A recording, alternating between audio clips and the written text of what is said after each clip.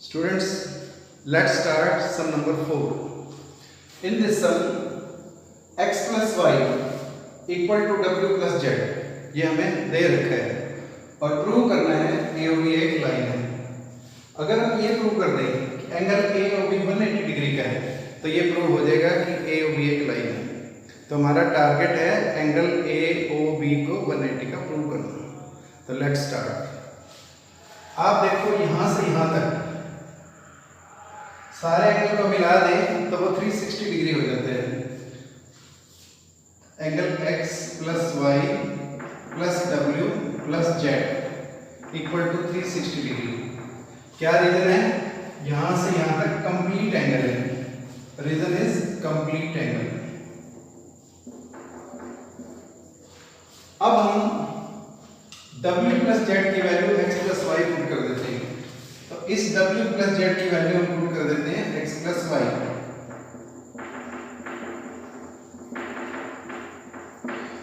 What is the reason of replacement? W plus Z equals to x plus y. अब हम देखें x हमारे पास 2 times, y is also 2 times. तो 2 हम common ले लेते हैं। 2 into x plus y equal to 360 degree. x plus y equals to 360 by 2. That is 180 degree. अगर हम x प्लस y को ऐड कर देते हैं तो एंगल AOB तैयार हो जाता है। That means angle AOB equals to 180 degree. और 180 डिग्री का एंगल हमें पता है स्ट्रेट लाइन होता है। Therefore AOB is a line.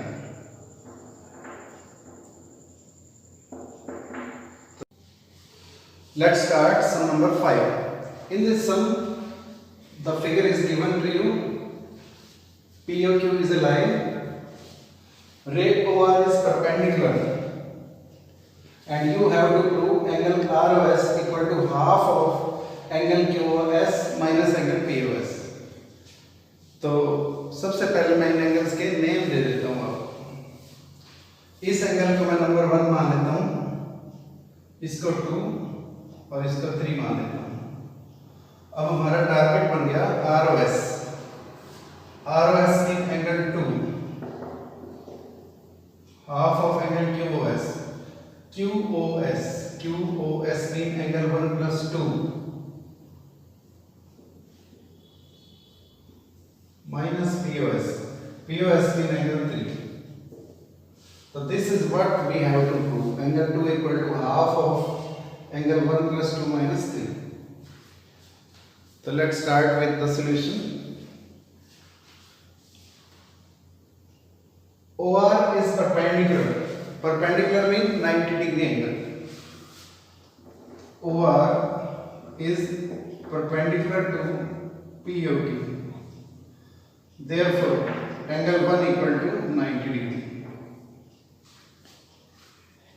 अगर perpendicular है, इधर 90 है तो इधर भी 90 होगा.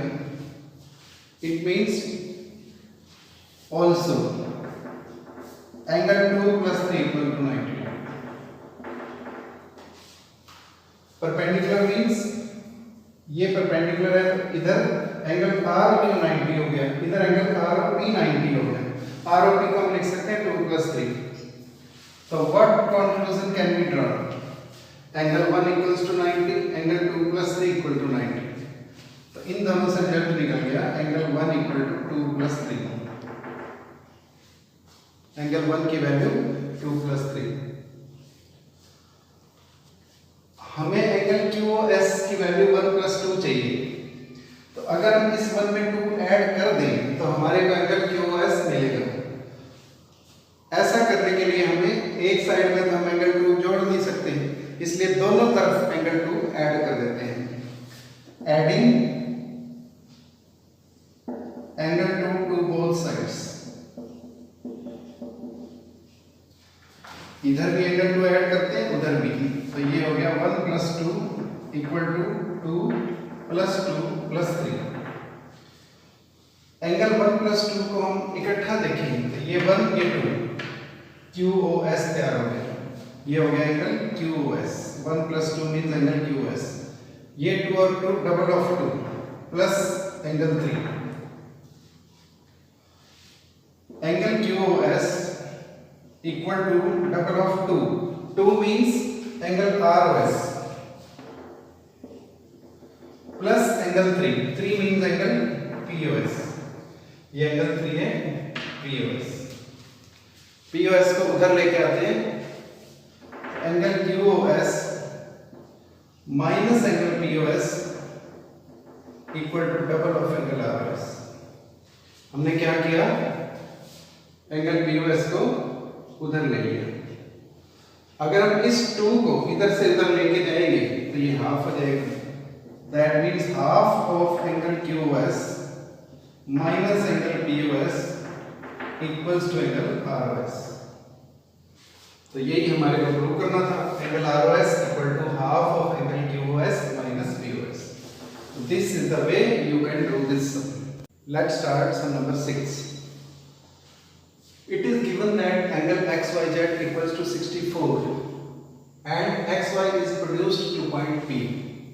Draw a figure from the given information.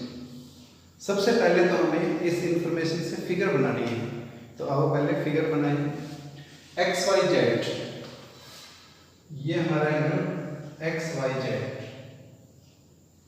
थोड़ा इसको सही बना रखें.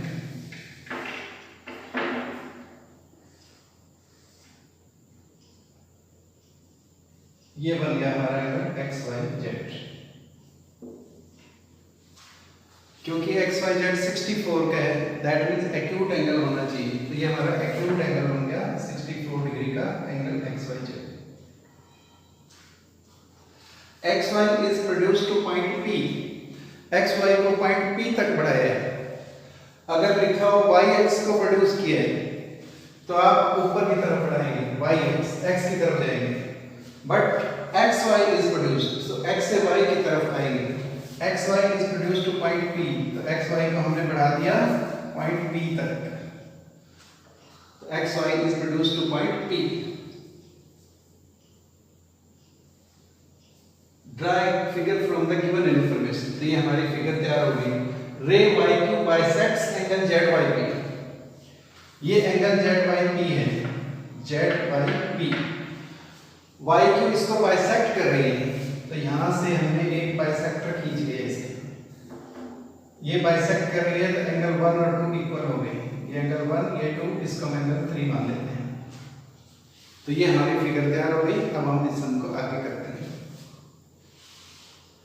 पहले हमें निकालना है angle XYQ.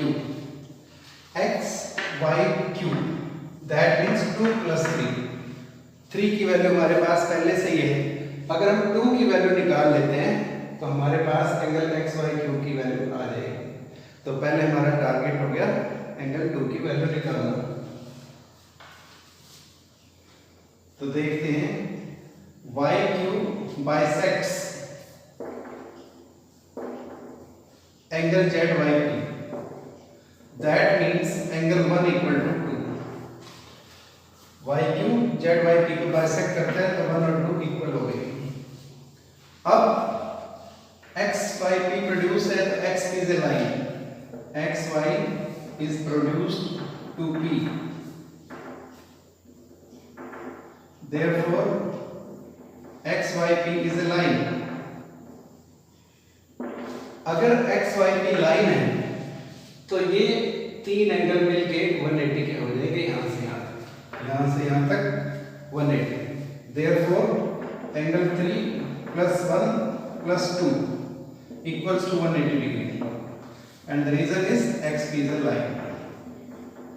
XYP means XP. Angle 3 की वैल्यू हमारे पास 64 है. हमें एंगल 2 की वैल्यू चाहिए. 1 और 2 इक्वल है तो हम 1 और 2 पुट कर देते हैं. हमारे को 2 + 3 की वैल्यू चाहिए तो 2 की वैल्यू हमें चाहिए तो हम 1 की वैल्यू 2 पुट कर देते हैं. क्यों? क्योंकि 1 और 2 बराबर आपको दे रखे. 1 और 2 बराबर दे रखे हैं इसलिए हमने 1 की वैल्यू 2 पुट कर दी. तो 2 + 2 that is double of 2 equal to 180 - 64. Double of 2 equal to angle 116. 180 - 64 116.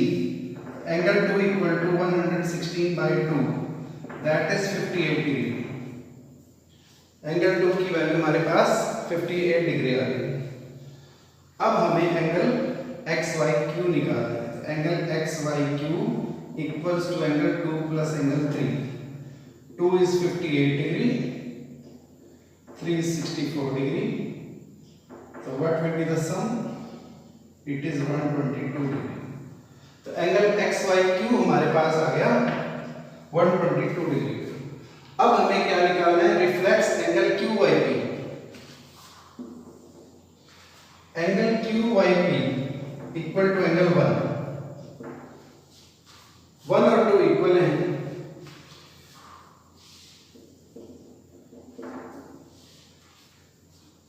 One और 2 इक्वल है बिकॉज 2 इक्वल टू 1 और 2 की वैल्यू हमने निकाली थी 58 डिग्री। तो QYP की वैल्यू 1 के बराबर है, 1 2 के बराबर है और 2 58 के बराबर है। तो एंगल QYP की वैल्यू 58 डिग्री होगी। हमें निकालना है reflex angle QYP। Reflex QYP। Reflex angle वो एंगल होता है जो 180 से बड़ा और 360 डिग्री से छोटा होता है। तो किसी एंगल का रिफ्लेक्स निकालने के लिए 360 डिग्री में से उसी एंगल की वैल्यू लेस करनी पड़ती है। तो 360 डिग्री माइनस एंगल QYP। तो 360 degree minus 58 degree that is 302 degree. तो this is the way you can find reflex angle QYP। बच्चों ने कुछ MCQs की प्रॉब्लम्स बताई थी, तो हम उन प्रॉब्लम्स को ले लेते हैं।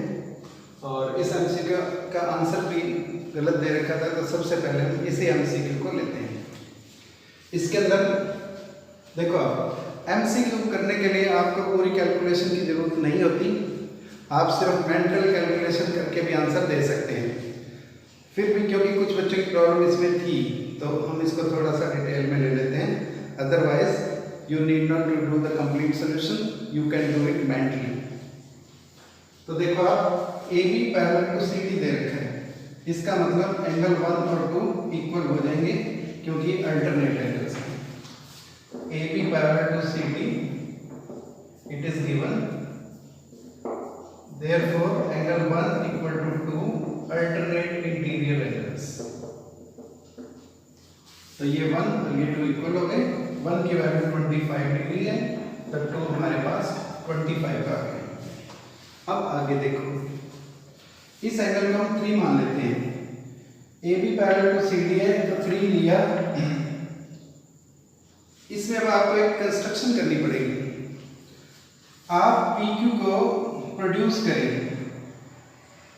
ये हमने PQ को प्रोड्यूस कर लिया क्योंकि PQ पैरेलल टू RS है, तो PQ को प्रोड्यूस करेंगे तब भी वो RS के पैरेलल रहेगी।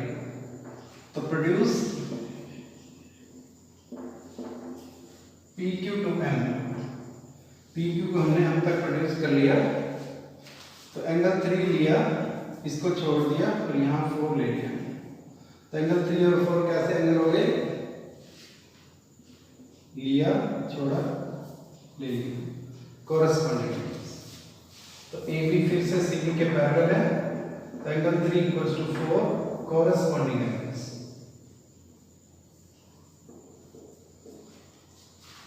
थ्री की वैल्यू 60 है, तो 4 60 का हो गया, 3 60, देयरफॉर एंगल 4 इक्वल टू 60। अब अगर आप 4 और 5 ले लेते हैं, तो 4 और 5 लीनियर पेयर है। Angle 4 plus 5 180 linear pair.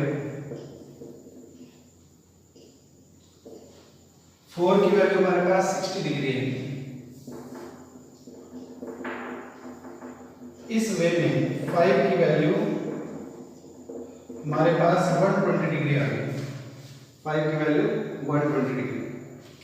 अब PM parallel to RS, PM parallel to RS, therefore 5 and 6 are corresponding। इस एंगल को लिया, इसको छोड़ दिया, इसको ले लिया, क्योंकि ये तो पैरेलल लाइन है, तो 5 and 6 corresponding angles, corresponding।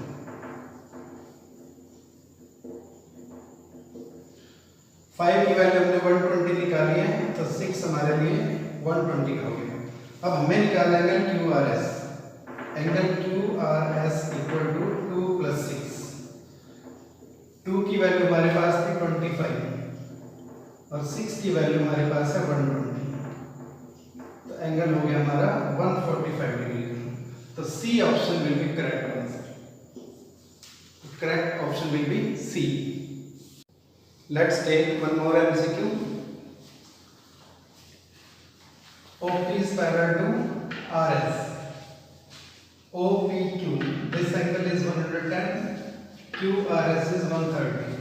And you have to find angle PQR. तो आप इसमें दो तरह से कंस्ट्रक्शन कर सकते हैं, या तो आप OP को प्रोड्यूस करके भी कर सकते हो, या OP के पैरेलल लाइन Q से खींच के भी कर सकते हो। तो मैं आपको शॉर्ट में करवा रहा हूँ क्योंकि ये MCQ है।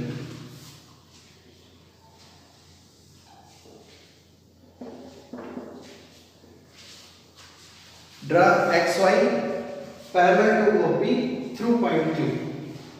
तो ये हमने XY OP के पैरेलल खींच दी Q में से निकलती हुई, क्योंकि OP पैरेलल टू RS है और OP पैरेलल टू QY है, इसलिए सॉरी XY है, तो XY RS के भी पैरेलल होगी। तो हमने क्या किया, draw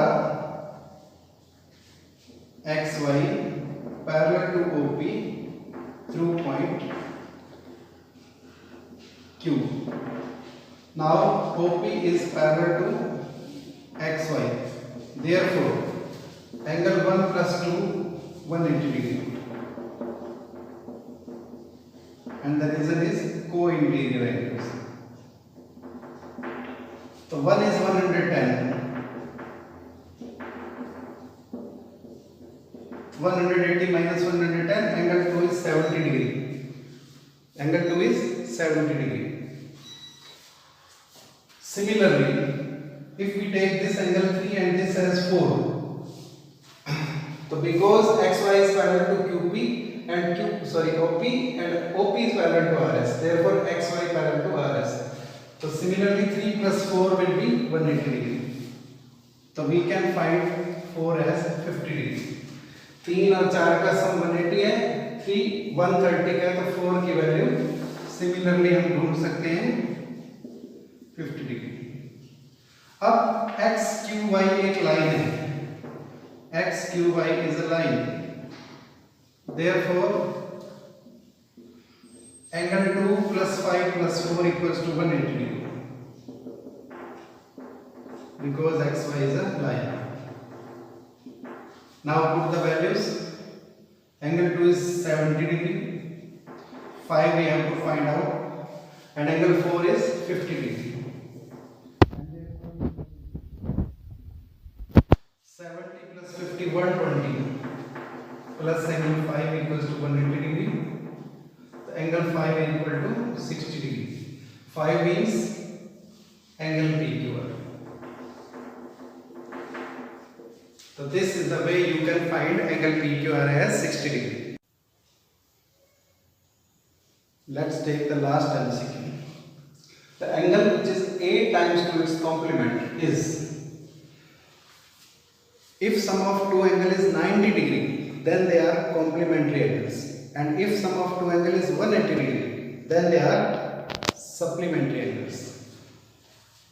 So now angle is 8 times its complement, so let the angles are x and 8x। Let angles are x और x का 8 टाइम्स हो गया 8x, तो x + 8x equals to 90 degree, because they are complementary angles। Complementary angles, that means 9x equals to 90 degree, x equal to 90 by 9 10 degree। So angles are,